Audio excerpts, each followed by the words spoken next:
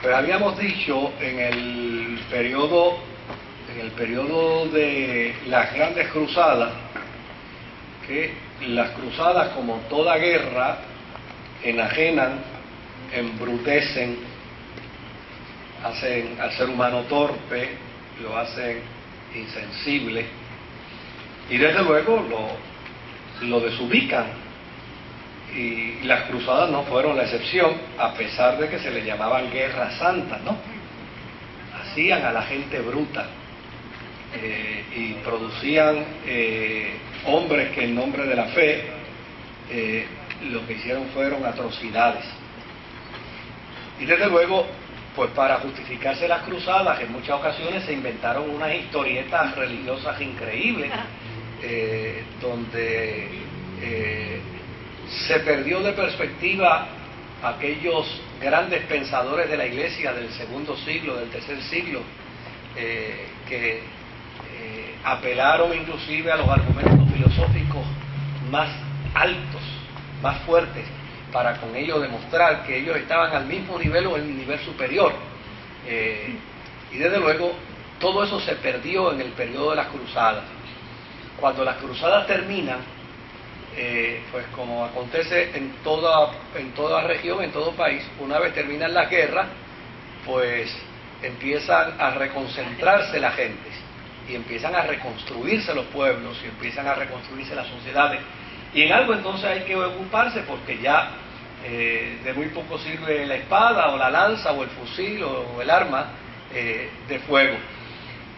Y esto sucedió en el periodo después de las cruzadas, donde entonces la iglesia, la cristiandad, tenía que ocuparse de otras cosas. Y desde luego la sociedad se ocupó entonces de repoblarse y de ubicarse.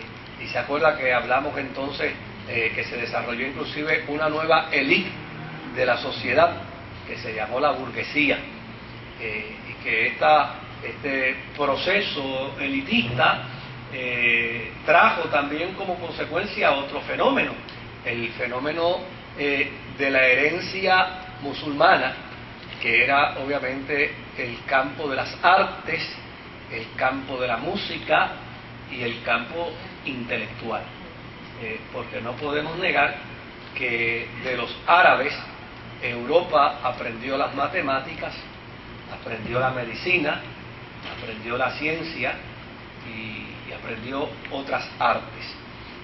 Y desde luego, pues una vez los pueblos empezaron a repoblarse, pues el repoblarse requería de algo más, y era entonces de una estructuración urbanística. Y entonces empezaron a verse cuáles eran las necesidades que esa estructura urbanística requería para los pueblos.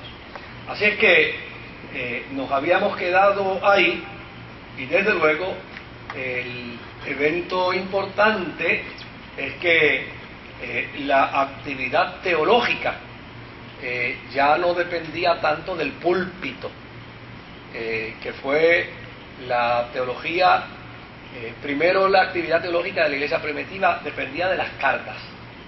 Por eso tenemos los documentos bíblicos neotestamentarios, porque la actividad teológica dependía de eso. Posteriormente dependía de la predicación, de la manifestación, de los portentos, de los milagros, etcétera. Después de eso, entonces la actividad teológica empezó a depender del púlpito. Y de hecho, la actividad teológica dependió del púlpito hasta en el periodo de las cruzadas. Porque como ustedes recordarán, aquellos agitadores de las cruzadas no eran otra cosa que predicadores que subían a los púlpitos a hacer una arenga, y después de esa arenga hacían un llamado, en lugar de la conversión, hacían un llamado a los hombres para que fueran a Oriente a pelear para quitarle las tierras prometidas y la tierra donde había nacido el Salvador a los musulmanes. Y desde luego resultaba que cuando ellos iban era peor el remedio que la enfermedad. Ahora, una vez termina la guerra, pues ahora la Iglesia tiene que involucrarse en otro tipo de ideal. Y ese ideal en el que se involucra la Iglesia, dijimos la semana pasada que uno de ellos fue el monasterio, pero desde una perspectiva distinta, de la perspectiva del servicio. Es decir, las grandes ciudades, mire qué dato interesante, ahora mismo, como un dato interesante y para aquellos que conocen un poco sobre Israel, yo sé que aquí hay algunos que saben bastante de Israel, muy probablemente más que yo, pero ahora mismo en Israel se está dando un fenómeno que, aunque siempre ha existido, no estaba tan marcado como ahora, y es el fenómeno de la pobreza.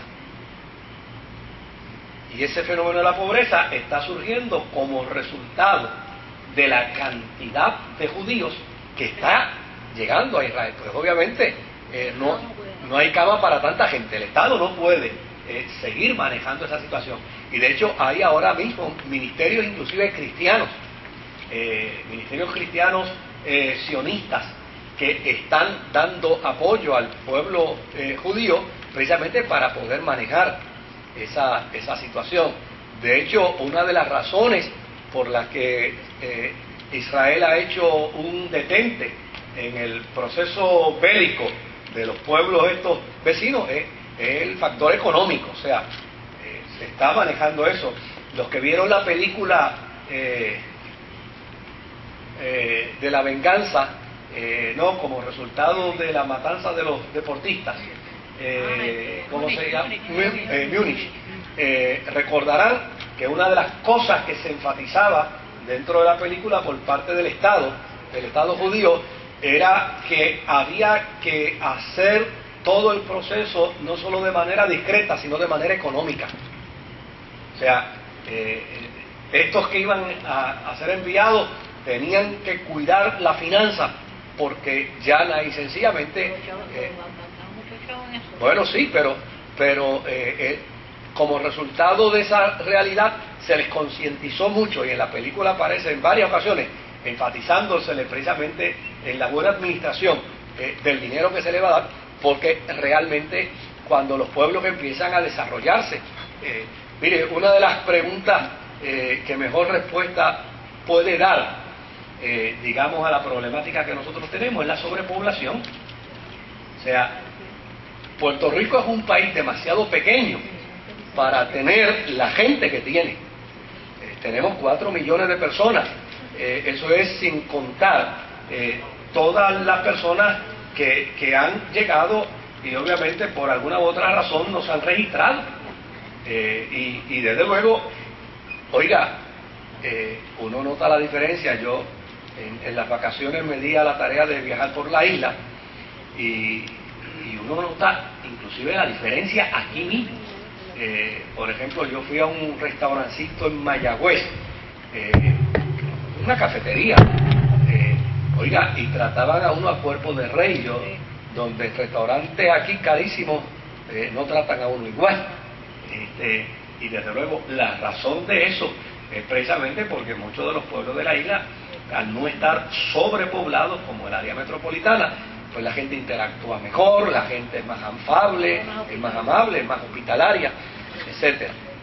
Pero este fenómeno del siglo XI al siglo XIII, pues trajeron todo este tipo de espectro, ¿no? Pobreza, empezó a unos a enriquecerse más que otros, y por eso aparecieron aquellos ideales monásticos. Pero otro de los ideales que también surgió, no solo lo monástico, no solo las reformas papales, no solo el elemento aquel escatológico de los sueños escatológicos, sino que también hubo quienes en monasterios y en escuelas catedralicias y universidades soñaron con entender mejor la verdad cristiana. Porque desde luego la verdad cristiana había vuelto a caer en pañales. Imagínense con aquellos planteamientos horripilantes de la teología de las cruzadas,